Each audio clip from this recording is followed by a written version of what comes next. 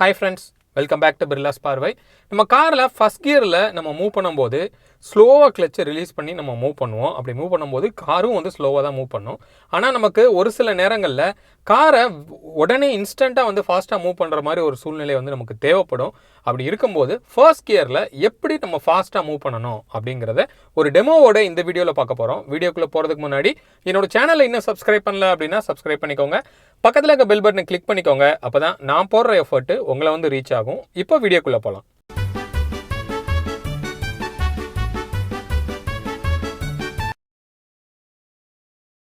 Friends, அதுக்கு முன்னாடி உங்கள் காரை சர்வீஸ் பண்ணுறதுக்கு ரொம்ப ஆப்டிமமான ஒரு பிளேஸை பற்றி நம்ம பார்க்கலாம். GoMechanic அப்படின்னு சொல்லி ஒரு ஆன்லைன் ஆப் இருக்குது. ஸோ அது கிட்டத்தட்ட ஒரு 500 ஒர்க் ஷாப்போட இந்தியா முழுக்க வந்து அவங்க டைப்பில் இருக்காங்க. ஸோ அதில் ஈஸியாக உங்களோட காரை வந்து நீங்கள் சர்வீஸ் பண்ணிக்க முடியும். ஸோ அவங்க என்னென்ன சர்வீஸ் உங்களுக்கு ப்ரொவைட் பண்ணுறாங்க அப்படின்னா, உங்களோட காரோட பீரியாடிக் மெயின்டெனன்ஸ், அந்தான உங்களோட டயர் மெயின்டெனன்ஸ், வீல் மெயின்டெனன்ஸ், உங்கள் காரில் இருக்கிற engine oil and then brake oil, இது மாதிரி எல்லா விதமான உங்கள் காருக்கு தேவையான சர்வீஸை வந்து அவங்க ப்ரொவைட் பண்ணுறாங்க. சரியா? அப்போ நீங்கள் இதுலேருந்து என்ன பண்ணணும் அப்படின்னா, ஜஸ்ட் அந்த ஆப்பை வந்து நீங்கள் டவுன்லோட் பண்ணிவிட்டு ஒரு 3 ஸ்டெப்பு தான். நீங்கள் என்ன பண்ணலாம், ஃபஸ்ட்டு வந்து உங்களோட காரோட மாடல் நீங்கள் செலக்ட் பண்ணலாம். அதுக்கப்புறம் உங்களுக்கு என்ன சர்வீஸ் வேணும் அப்படிங்கிறத நீங்கள் செலக்ட் பண்ணணும். அதுக்கப்புறம் எந்த டேட் அண்ட் டைம் வந்து உங்களுக்கு வேணும் அப்படின்னு நீங்கள் கொடுத்தீங்கன்னா உங்கள் வீட்டுக்கே வந்து காரை பிக் பண்ணி உங்களுக்கு சர்வீஸ் பண்ணி உங்களுக்கு ப்ரொவைட் பண்ணுறாங்க. சரியா? அவங்களோட சர்வீஸ்க்கு வந்து 1 மந்த் இல்லை அப்படின்னா 1000 கிலோமீட்டர் வாரண்டி கொடுக்குறாங்க. அவங்க வந்து இந்த லாக்டவுன் பீரியடில் உங்கள் காருக்குன்னு சொல்லி ஒரு பேக்கேஜ் மாதிரி ஒன்று அனௌன்ஸ் பண்ணியிருக்காங்க. அது என்ன அப்படின்னா, இந்த லாக்டவுனில் உங்கள் கார் என்னென்ன ப்ராப்ளம்லாம் ஃபேஸ் பண்ணோம், முக்கியமாக வந்து உங்களோட tyre maintenance, wheel maintenance, and then உங்களோட engine oil, brake oil, and then coolant ஆயிலோட டாப் அப், பேட்டரியை முக்கியமாக செக் பண்ணுறாங்க. பேட்டரி லைஃபு, உங்கள் பேட்டரி வந்து இன்கேஸ் டவுன் ஆயிடுச்சு அப்படின்னா வீட்டுக்கே வந்து ஜம்ப் ஸ்டார்ட் பண்ணி காரை எடுத்துகிட்டு போய் சர்வீஸ் பண்ணி கொடுக்குறாங்க. அண்ட் தென் ஃப்ரீயாக வந்து உங்களுக்கு சானிடைஸ் பண்ணி கொடுக்குறாங்க. இன்டீரியர், எக்ஸ்டீரியர் வாஷ், இது மாதிரி ஒரு 25 செக் பாயிண்ட்ஸோட உங்கள் காரை வந்து இந்த லாக்டவுனுக்கு அப்புறமா நீங்கள் வெளியில் எடுக்கிறதுக்கு ஒரு ஹேசல் ஃப்ரீயாக நீங்கள் காரை ஓட்டுறதுக்காக உங்களுக்கு அந்த பேக்கேஜ் வந்து ஒன்று அனௌன்ஸ் பண்ணியிருக்காங்க. ரைட்? இவங்க ஓப்பன் ஃபார் ஹீரோஸ் அப்படின்னு சொல்லி ஒரு ஆக்டிவிட்டி பண்ணிகிட்ருக்காங்க. அதில் என்ன பண்ணுறாங்க அப்படின்னா, இந்த கோவிடில் ஒர்க் பண்ணுற டாக்டர்ஸு அண்ட் தென் ஆம்புலன்ஸ், இந்த மாதிரி அவங்களோட கார்ஸை வந்து ஃப்ரீயாக இவங்க வந்து சர்வீஸ் பண்ணி கொடுக்குறாங்க, சானிடைஸ் பண்ணி கொடுக்குறாங்க. கண்டிப்பாக இந்த விஷயத்துக்கு அவங்கள நம்ம அப்ரிஷியேட் பண்ணியே ஆகணும். சரியா? ரைட். அப்போது இந்த லாக்டவுனுக்கு அப்புறமா உங்கள் காரை வந்து ரொம்ப சிம்பிளாக நீங்கள் வந்து எடுத்து திருப்பியும் பழைய நிலைமைக்கு கொண்டு வர்றதுக்கு கண்டிப்பாக GoMechanic உங்களுக்கு ஹெல்ப்ஃபுல்லாக இருப்பாங்க. Okay? So no panic, just GoMechanic. Friends, first வந்து இந்த கிளச்சோட ஆப்ரேஷனை ஒரு சின்ன ட்ராயிங்கில் பார்க்கலாம். சரி, நீங்கள் என்ன அஸ்யூம் பண்ணிக்கோங்க அப்படின்னா, ஸோ இதான் வந்து கிளச்சோட ஃபுல் மூமெண்ட் வந்து இது தான். அதாவது ஸோ இங்கே பாட்டமில் இருக்குது இல்லையா, இது வந்து டவுன் அப்படின்னு வச்சுக்குவோம். இங்கே டாப்பில் இருக்குது இல்லையா, அது வந்து ஃபுல் ரிலீஸ் அப்படின்னு வச்சுக்கோங்க. சரியா? அதாவது நம்ம கிளச்சை ஃபுல்லாக அமுக்கி பிடிச்சோம் அப்படின்னா இது கீழே உள்ள லைனில் இருக்குது, ஃபுல்லாக ரிலீஸ் பண்ணிட்டோன்னா இந்த லைனில் இருக்குது அப்படின்னு அஸ்யூம் பண்ணிக்கோங்க. சரியா? ஸோ இப்போது இந்த ரெண்டுக்கும் நடுவில் ஒரு இடத்துல நமக்கு என்ன வரும் அப்படின்னா, ஒரு பாயிண்ட் வந்து நமக்கு வரும். அந்த பாயிண்ட்டுக்கு பேர் என்ன சொல்லுவோம் அப்படின்னா, பைட்டிங் பாயிண்ட் அப்படின்னு சொல்லுவோம் இல்லையா? ஸோ எக்ஸாம்பிளுக்கு அந்த பாயிண்ட் வந்து இங்கே வருது அப்படின்னு வச்சுக்கலாம். அதாவது நம்ம கீழே இருந்து இவ்வளோ தூரம் நம்ம ரிலீஸ் பண்ணும்போது நமக்கு வந்து என்ன கிடைக்கிது, அந்த இடத்துல வந்து பைட்டிங் பாயிண்ட் வந்து கிடைக்கிது அப்படின்னு வச்சுக்கோங்க. ஓகே?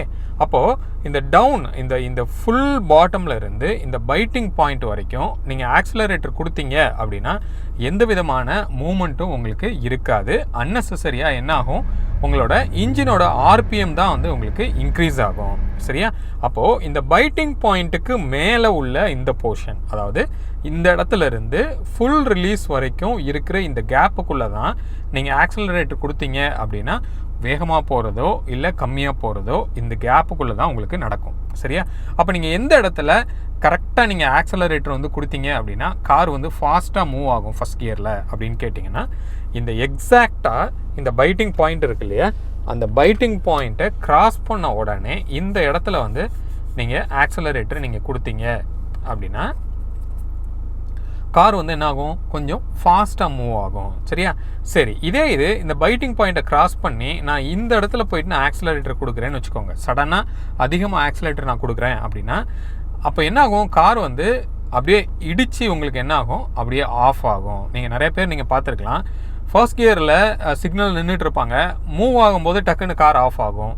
அப்போ அதுக்கு காரணம் என்ன அப்படின்னா, இந்த பைட்டிங் பாயிண்ட்டை கிராஸ் பண்ணி ரொம்ப தூரம் தள்ளி என்ன பண்ணுவாங்க அப்படின்னா ஆக்சலரேட்டர் கொடுப்பாங்க.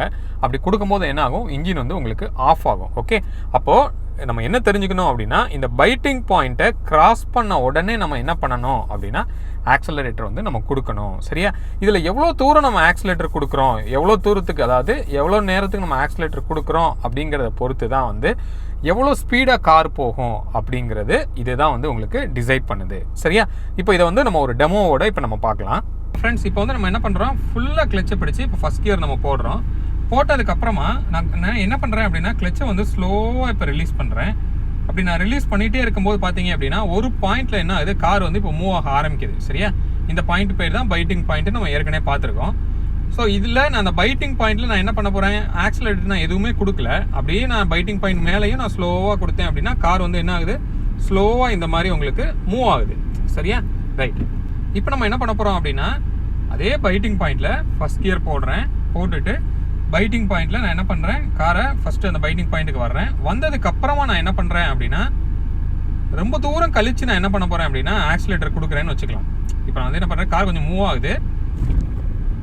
இப்போ நீங்கள் பார்த்தீங்க இல்லையா, என்னாச்சு, ஒரு நல்ல ஒரு ஜர்க் வந்து கிரியேட் ஆச்சு. அந்த மாதிரி ஜர்க்கு கிரியேட் ஆகிறதுக்கு ரீசன் நான் என்ன சொல்லியிருக்கேன் அப்படின்னா பைட்டிங் பாயிண்ட்டை தாண்டி ரொம்ப தூரத்தில் நம்ம என்ன பண்ணுறோம் அப்படின்னா ஆக்சிலரேட்டர் கொடுக்குறோம். அப்படி கொடுக்கும்போது என்ன ஆகுது, நமக்கு வந்து கார் வந்து ஒரு ஜர்க் ஆகுது.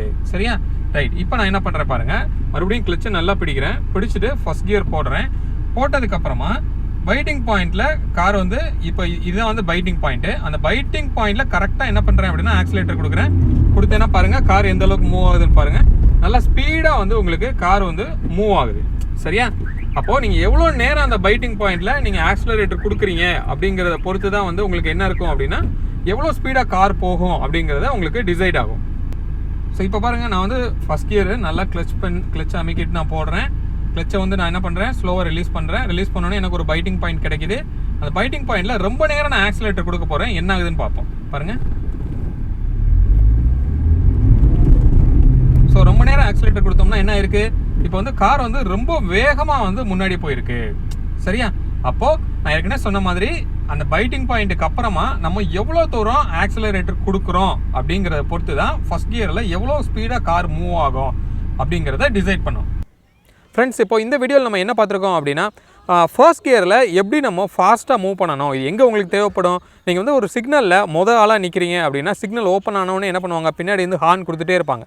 அப்போ நீங்கள் ஸ்லோவாக கிளச்சை ரிலீஸ் பண்ணி ரொம்ப ஸ்லோவாக நீங்கள் மூவ் பண்ணீங்க அப்படின்னா உங்களோட காருமே வந்து ரொம்ப ஸ்லோவாக மூவ் ஆகும். அந்த இடத்துல வந்து உங்களுக்கு ஒரு அன்னெசரி டென்ஷன் வந்து க்ரியேட் ஆகும். அப்போ அந்த இடத்துல இன்ஸ்டண்ட்டாக நீங்கள் காரை மூவ் பண்ணுறதுக்கு என்ன பண்ண வேண்டியிருக்கும் அப்படின்னா நான் சொன்ன மாதிரியே பைட்டிங் பாயிண்ட்டில் கரெக்டாக நீங்கள் ஆக்சிலேட்டர் கொடுத்தீங்க அப்படின்னா கார் வந்து ஃபாஸ்ட்டாக மூவ் ஆகும். நீங்கள் எவ்வளோ தூரம் ஆக்சிலேட்டர் கொடுக்குறீங்களோ அந்தளவுக்கு வந்து உங்களுக்கு ஃபாஸ்ட்டாக வந்து மூவ் ஆகும். அதே நேரத்தில் நீங்கள் வந்து ஆக்சிலேட்டர் கொடுத்து நீங்கள் மூவ் பண்ணுறீங்கிறது உங்களுக்கு பக்கத்தில் வர்றவங்களுக்கு தெரியாது. அப்போ என்ன பண்ணுவாங்க, சடனாக குறுக்க வந்தாங்க அப்படின்னா நீங்கள் வந்து பிரேக்கை நீங்கள் அப்ளை பண்ணுறதுக்கும் நீங்கள் ரெடியாக இருக்கணும். சரியா, ரைட். ஹோப் இந்த வீடியோ உங்களுக்கு யூஸ்ஃபுல்லாக இருந்திருக்கும் அப்படின்னு நினைக்கிறேன். உங்களுக்கு யூஸ்ஃபுல்லாக இருந்தது அப்படின்னு நீங்கள் ஃபீல் பண்ணிங்கன்னா உங்கள் ஃப்ரெண்ட்ஸோட ஷேர் பண்ணுங்கள். மீண்டும் அடுத்த வேறு ஒரு வீடியோவில் உங்களை வந்து சந்திக்கிறேன். அது வரைக்கும் உங்களிடமிருந்து விடைபெறுவது உங்கள் பிர்லா.